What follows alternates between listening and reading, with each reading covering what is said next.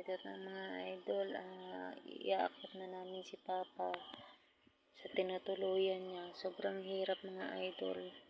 Kailangan pa ng 3 hanggang 4 na katao para mabuhat siya dahil nasa bangko lang siya mga idol. Hirap na hirap si Papa mga idol. Sana matulungan niyo kami mga idol. Kailangan ni Papa ng wheelchair mga idol. Sana matulungan niya kami na mabilihan si Papa ng wheelchair para hindi nasa bangko lang siya nakasakay, nakaupo. At dito nga mga idol, nagpahinga muna yung mga nagbubuhat kay Papa kasi naayos pa yung madadaanan niya dahil matarik nga. Kailangan na hindi siya baka kasi siya malaglag mga idol. Sana makita niyo itong video ko mga idol at ma-viral mga idol para matulungan kami para kay Papa.